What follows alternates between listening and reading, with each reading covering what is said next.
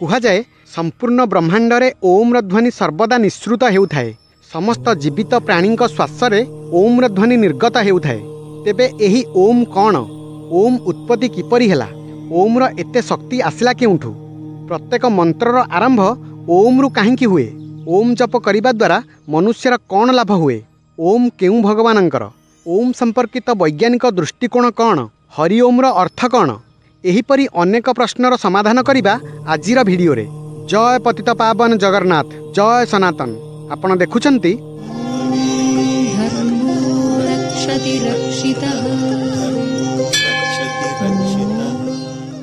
ओम को बुझाइबा बा बुझिबा मानवीय बुद्धि रे संभव नुहे। असीम को सीमा भितर किपरि बुझाई हेब? पूर्ण रूपे बुझिबा बा बुझाइबा असंभव। वेद मध्य करि पारि नाही। तथापि मानवीय बुद्धिर सीमा भितर जेतिकी संभव बुझिबा को चेष्टा करिबा। ओम केवल गोटिए ध्वनि नुहे, गोटिए रहस्य। यह वेद मध्य माने।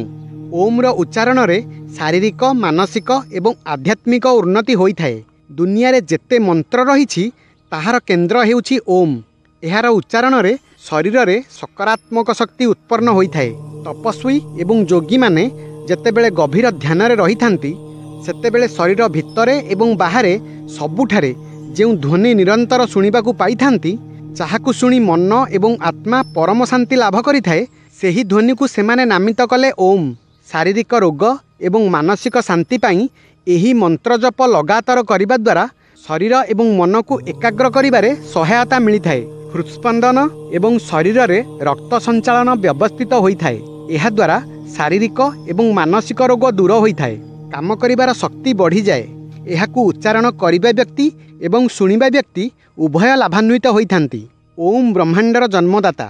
शिवपुराण अनुसारे नाद एवं बिंदुर मिलन रे ब्रह्मांडर उत्पत्ति होइछि। नाद अर्थात ध्वनि एवं बिंदु अर्थात ज्योति बा शक्ति अथवा प्रकाश। एही ध्वनि सर्वदा रहिछि। ब्रह्मशक्ति स्वतः प्रकाशित। संपूर्ण ब्रह्मांड आउ किछि नुहे, केवल कंपन, ध्वनि एवं प्रकाशर उपस्थिति ही अटे। जेउठी जेते अधिक शक्ति ताहार जीवन काल सेते अधिक।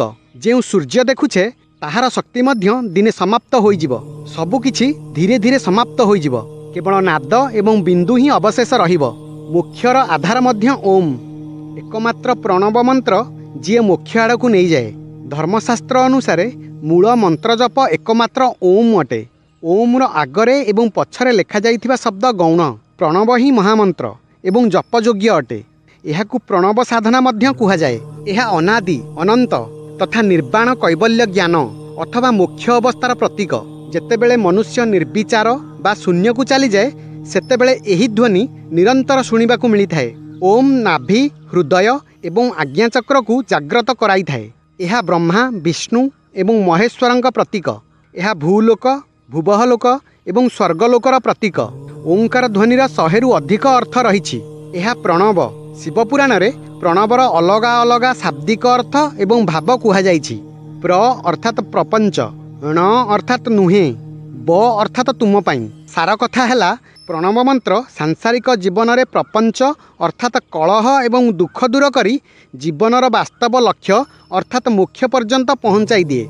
एथिपाई ओम प्रणव नाम रे परिचित। अन्य अर्थरे प्र अर्थात प्रकृति रे निर्मित संसार को पार कराउथिबा ण अर्थात नौका कुहा जाइछि। सेहीपरि मुनि ऋषिंक दृष्टि रे प्रकर्षेण नयत जुष्मान मोक्षम इतिव प्रणव बोली कुहा जाइछि। अर्थात समस्तंकु शक्ति देई जन्म मरणर बंधनरु मुक्ति कराउथिबा कारणरु एहा प्रणव।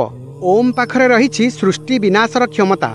ब्रह्मांडर कौनसी ग्रह, नक्षत्र बा वस्तु एवं संपूर्ण ब्रह्मांडर विनाश करिवार क्षमता ओम पाखरे रहिछि। एही ध्वनि सूक्ष्मरु अति सूक्ष्म एवं विराटरु मध्य अति विराट। एही ध्वनि बारंबार उच्चारण करुथिबा समय रे एमिति एक समय आसे जेतेबेले उच्चारण करिवार आवश्यकता पड़े नाही।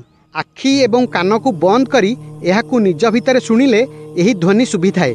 प्रथमे स्वल्प मात्रा शुभि थाए एवं परे यह अधिक शुभि थाए। सिद्ध साधक माने कुहंती प्रथमे प्रथमे यह झिंकारीर शब्द परि शुभे, धीरे धीरे बइंसीर शब्द परि शुभि थाए, परे ढोल परि एवं एहा परे शंख परि, शेषरे यह शुद्ध ब्रह्मांडीय ध्वनि होई जाए। एही ध्वनि को अनाहत नाद कुहा जाए। अनाहत अर्थात जेउ ध्वनि बिना आहत बा वस्तुर आघात कारणरू सृष्टि होई न थाए अर्थात स्वयंभू अटे। एहाकू नाद कुहाଯାଏ। ओम एपरी एक शाश्वत ध्वनि जहाकू केही सृष्टि करि नाहंती। एही ध्वनि ब्रह्मांडर प्रत्येक कोण अनुकोण एवं अंतरिक्ष रे विद्यमान। भगवान शिवंक स्थान रे होई थाए ओम र ध्वनि। प्रत्येक ज्योतिर्लिंग पाखरे ओम र उच्चारण स्वतः होई थाए। आपण जदि कैलाश पर्वत किंबा मानसरोवर पाखकू जाती तेबे आपणकू गोटिए शब्द निरंतर शुणिबाकू मिलिबो जेमिति कि आखपाखरे केउठी उड़ाजाहाज उड़ुछि किंतु एही शब्द को ध्यानर सह शुणिले एहा ओम किंबा डंबरूर शब्द परि होई थाए।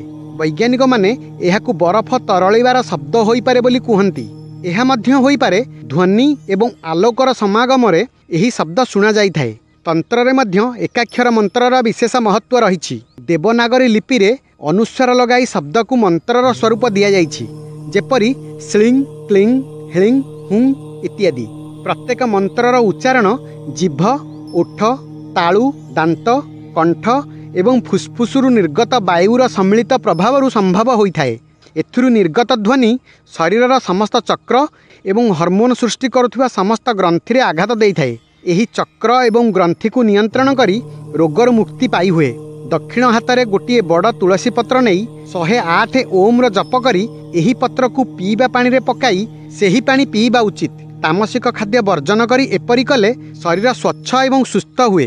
अ उच्चारित समय पेट पाखरे कंपन सृष्टि हुए। उ उच्चारित बेले छाती एवं म उच्चारित समय मस्तिष्क रे कंपन हुए। अर्थात ओम उच्चारण बेले समस्त शरीर रे कंपन सृष्टि हुए। एहा द्वारा आमको शारीरिक मानसिक एवं आत्मिक लाभ मिली थाए।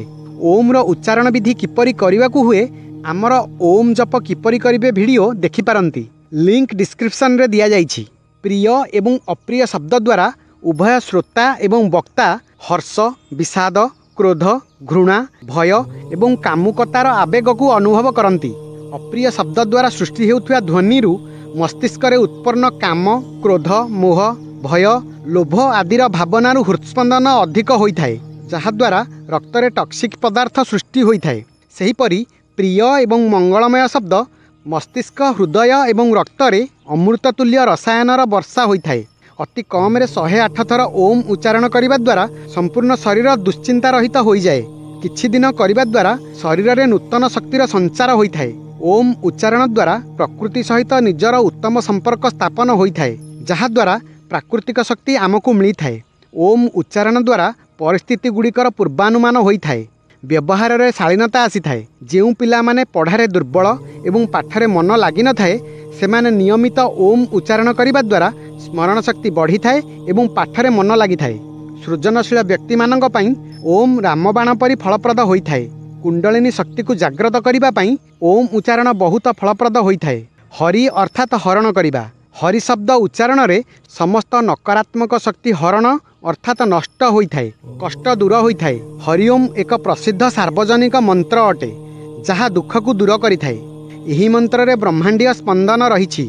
हरिओम जप द्वारा प्राण गोटिए शक्ति केन्द्र रु अन्य शक्ति केन्द्र को प्रवाहित होइथाए। कुंडलिनी जागरण रे सहायता मिलिथाए। ओम र रहस्यमय तत्वभित्तिक एही वीडियो किपरि लागिला कमेंट्स करी जणाइबे। चैनल को सब्सक्राइब करने को भूलिबे नहीं। रहिली। जय जगन्नाथ जय सनातन।